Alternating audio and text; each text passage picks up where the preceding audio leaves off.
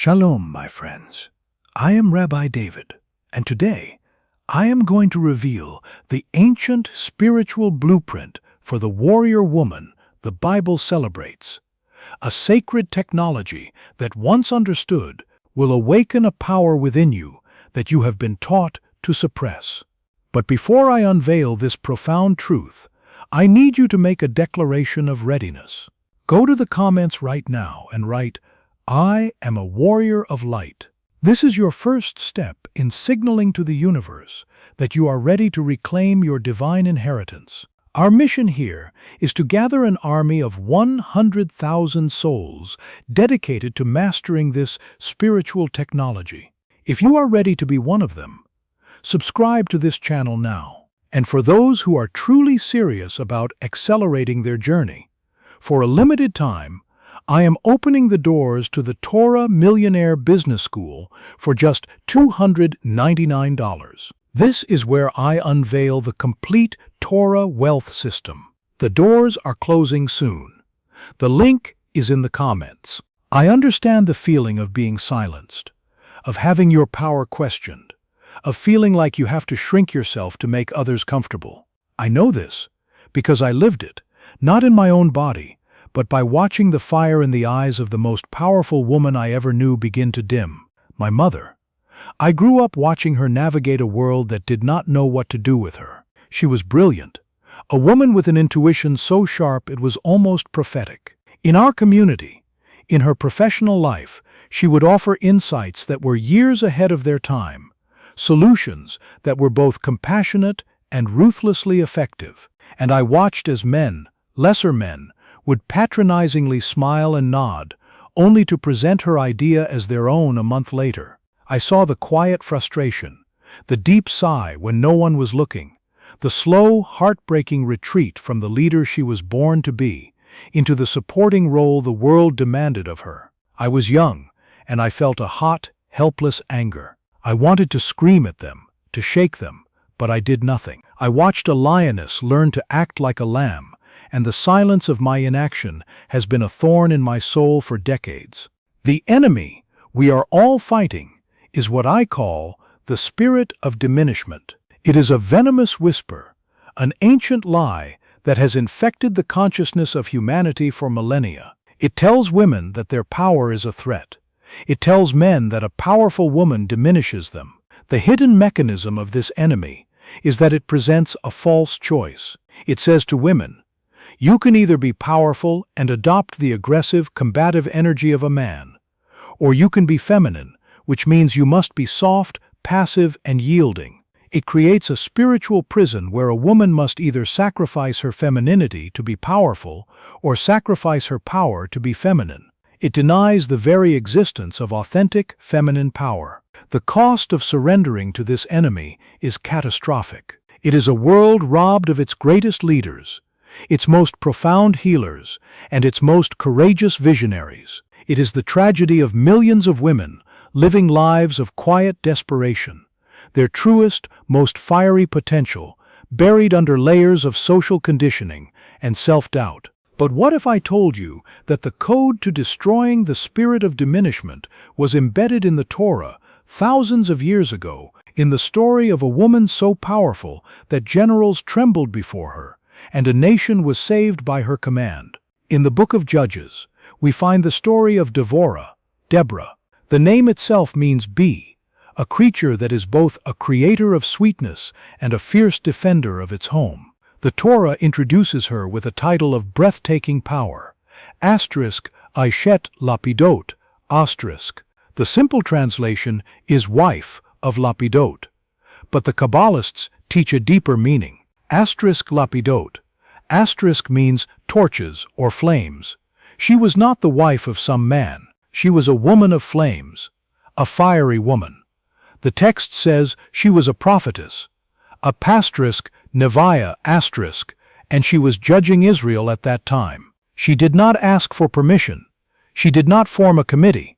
She sat under a palm tree, and the entire nation, men and women, came to her for wisdom, for justice, for leadership.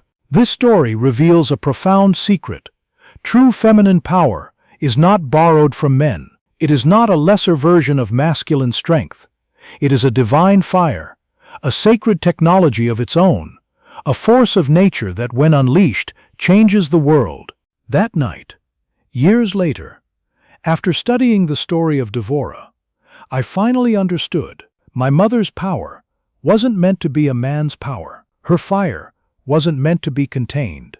I had been angry at the world for trying to put out her flame, but I had never realized that the Torah had given her and every woman the permission to burn as brightly as she wished. I called my mother. I was a grown man, a rabbi, and I apologized to her. I apologized for all the times I had stood by silently. I told her about Devorah, the woman of flames.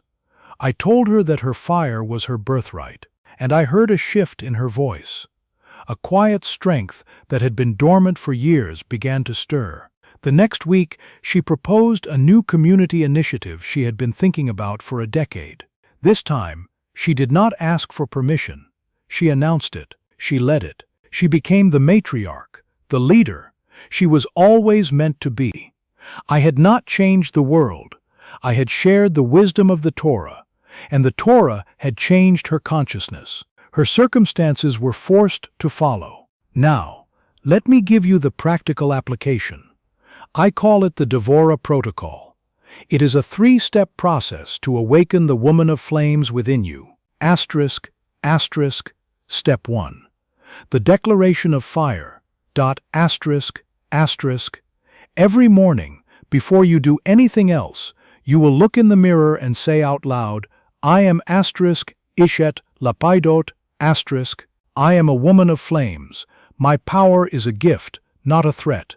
This is not an affirmation. This is a reclamation.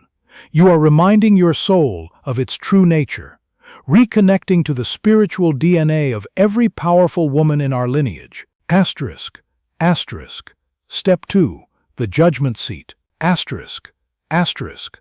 You will identify one area of your life, your family, your career, your community, where you have been silent, where you have withheld your wisdom. You will schedule a time, this week, to speak your truth. You are not asking for a debate. You are not seeking approval. Like Devorah under the palm tree, you are taking your seat as a judge in your own life, rendering a verdict based on your divine intuition. Asterisk, asterisk. Step 3. The call to action. Asterisk, asterisk. You will identify one person in your life who needs to be called to a higher standard. A husband, a child, a colleague. Like Devorah calling General Barak to war, you will, with love but with unshakable firmness, call them to action. You will not do the work for them. You will remind them of their own power and their own duty. Now let me tell you about a student of mine, Rachel. She was a brilliant lawyer in a large firm, constantly overlooked for promotion. She implemented this protocol. In step 2, she called a meeting with the partners and presented a new business development plan they had ignored for a year. In step 3, she stopped rewriting the lazy work of a junior colleague and instead mentored him to meet the standard. Within 6 months, she was not only made partner, but she was leading the new division she herself had created. She did not become more like a man. She became more like Devorah. Now, I know the objection that is rising in your mind. But Rabbi, if I do this, people will call me difficult. They will say I am aggressive, or worse. I understand that fear. It is the primary weapon of the spirit of diminishment. But here is the truth you must grasp. The world is dying for a lack of difficult women. The world is collapsing under the weight of polite silence. When Devorah called Barak to war, he was afraid. He said, if you go with me, I will go. But if you do not go with me, I will not go. And what did she do? She did not say, oh, I'm sorry, I didn't mean to make you uncomfortable. She said, very well, I will go with you. But because of the course you are taking, the honor will not be yours, for the Lord will deliver Sisera into the hands of a woman. Stop worrying about being liked and start focusing on being respected. The purpose of your power is not to make everyone comfortable. It is to bring forth victory for yourself, your family, and your people. So here is my challenge to you. For the next 21 days, you will commit to the Devorah protocol. Here are your 3 immediate, non-negotiable actions. 1. Tonight, read the story of Devorah in Judges, chapters 4 and 5. Read it as your own biography. 2. Tomorrow morning, perform step 1, the declaration of fire. Feel the heat of it. 3. Before the week is out, schedule your judgment seat. And here is a bonus tip. Find another woman to do this challenge with you. The Torah says Devorah sent for Barak. She did not go into battle alone. You need a sister in this fight, an accountability partner to hold you to your fire. And now, I want to end with a blessing. May you be blessed with the courage of Devorah, the fire of Eshet Lapidot. May you reclaim the voice you have silenced and the power you have hidden. May you learn that your femininity is not a weakness, but your most powerful weapon. And may you take your rightful seat as a leader, a judge, and a warrior of light in a world that so desperately needs you. I am praying for you. Shalom.